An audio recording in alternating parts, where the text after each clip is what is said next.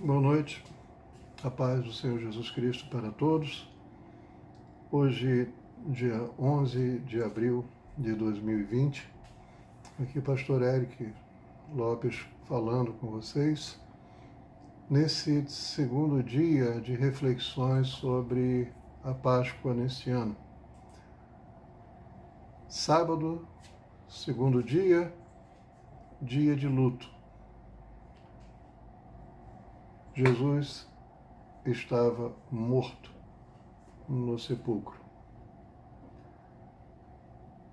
Por que será que Jesus teve que morrer? Qual foi a grande acusação ou terrível crime que ele cometeu para ser julgado, condenado e executado no período de poucas horas?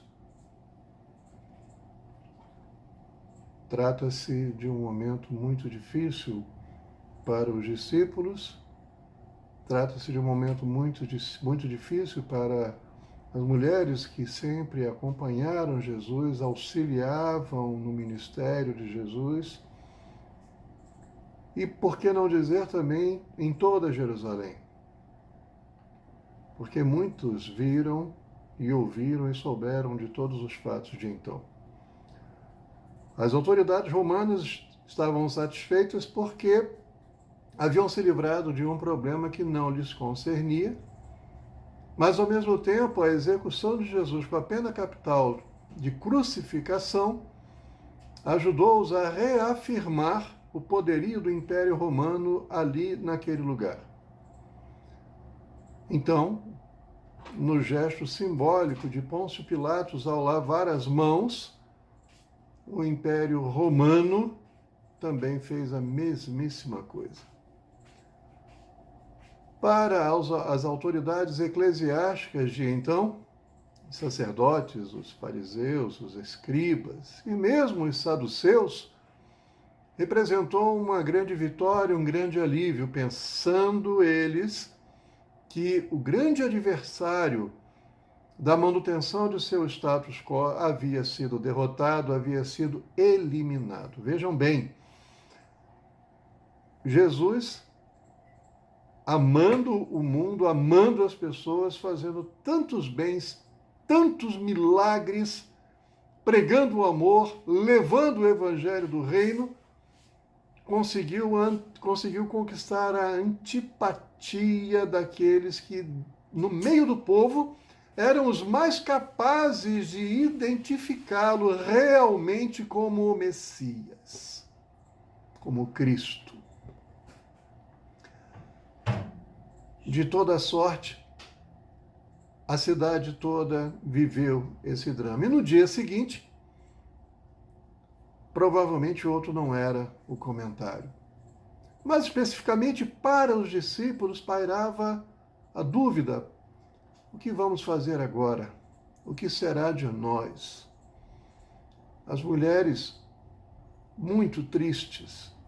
Quem acompanhou a Jesus, as pessoas que foram curadas por Jesus, todas essas pessoas muito tristes. Mas será que realmente tudo havia terminado? Centenas de anos antes de Jesus nascer, alguém já falava sobre redenção. Seu nome, Jó. Em Jó, capítulo 19, versículo 25, na versão King James atualizada, está escrito: contudo, eu sei que meu Redentor vive, e que no fim se levantará para me defender e vindicar, ainda que eu esteja no pó do meu túmulo. Na João Ferreira de Almeida atualizada está escrito: pois eu sei que o meu Redentor vive e que por fim se levantará sobre a terra. É impressionante, meus irmãos, como Jó teve essa percepção centenas de anos antes de Jesus nascer. A tradição judaica estipula o cenário dessa história, ou a ambiência dessa história, ainda na época dos patriarcas, provavelmente entre Abraão e José. Por isso também a tradição judaica atribui a Moisés a autoria do livro de Jó. Outros comentaristas entendem que não. Essa escrita do livro de Jó ocorreu tão somente na época próxima de Salomão. De uma forma ou de outra, o ambiente era exatamente na época dos patriarcas. E ali Jó, naquele momento de profunda dor, de luto, de enfermidade gravíssima, ele estava tendo esta convicção: eu sei que o meu Redentor vive. Jó, ao fazer isso, ao fazer esta confissão e demonstrar essa certeza, ele nos passa algumas lições. A primeira lição é que ele sabia que o Redentor dele vivia.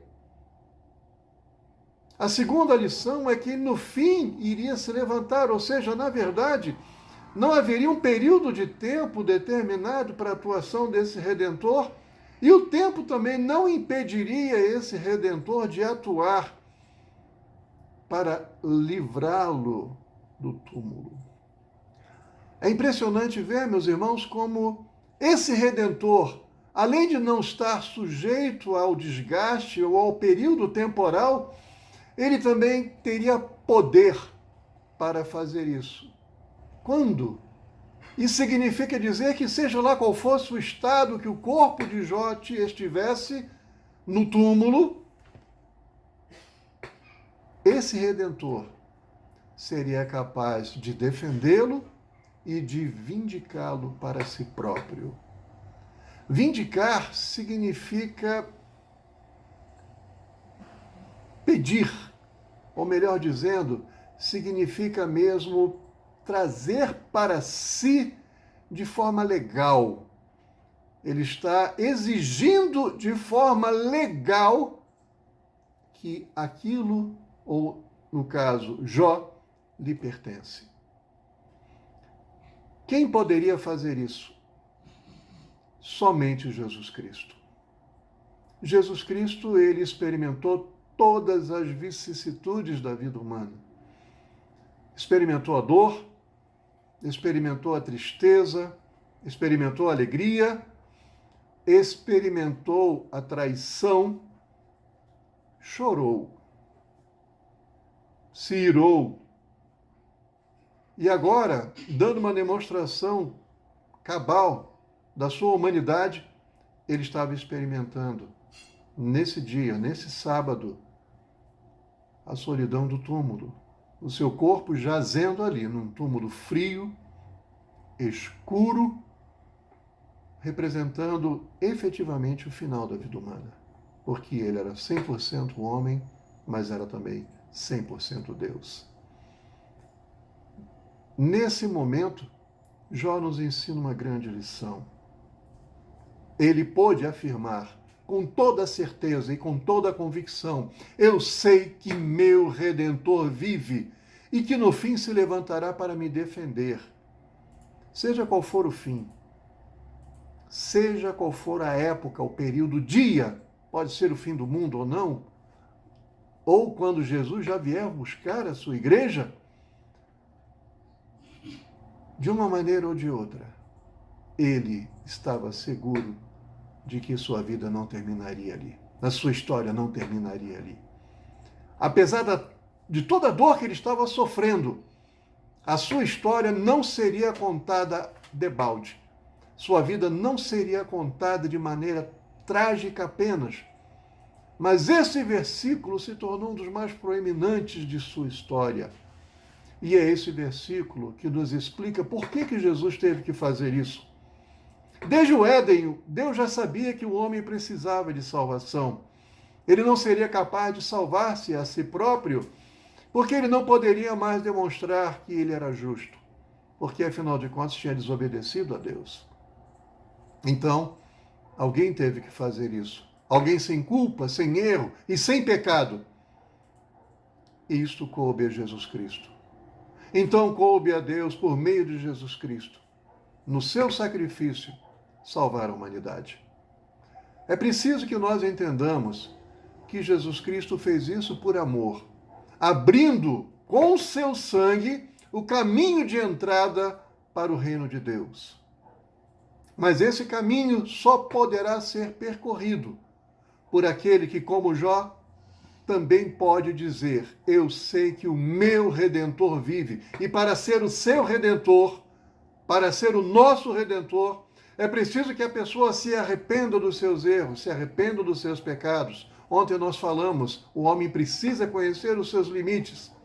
E esse é o principal limite. Além da morte, o homem não pode salvar-se. Ele pode ser muito bom, ele pode ter características ótimas, pode procurar sempre ser uma boa pessoa, mas ele não é capaz de salvar-se.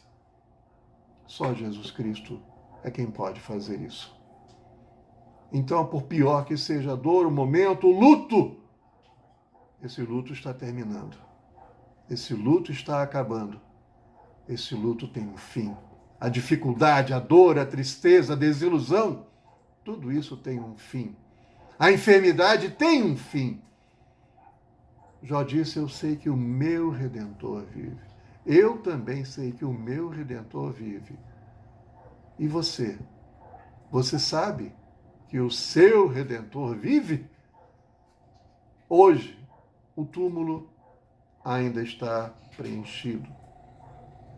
Mas nós sabemos pela história, aleluia, que amanhã, bem cedo, o túmulo vai estar vazio. Aleluia. E a pedra que hoje está ainda vedando a entrada do sepulcro não estará mais. Isso significa dizer que a sua esperança, se depositada em Jesus, nunca será vã. Seja qual for o obstáculo, o problema, a dificuldade em sua vida, Ele é poderoso para livrar e para lhe salvar. Foi por isso que Jesus Cristo veio. E foi por isso que Jesus Cristo passou por tudo que Ele passou. Por amor a nós. Que o Senhor assim o esclareça, que o Senhor assim o abençoe, consolando, ajudando nas suas dificuldades, nas suas tristezas, nos seus problemas, nas suas lutas, mas ao mesmo tempo dizendo a você: creia, eu dou fim a isso tudo. Isso tudo vai ter um fim. Que o Senhor te abençoe. Amém.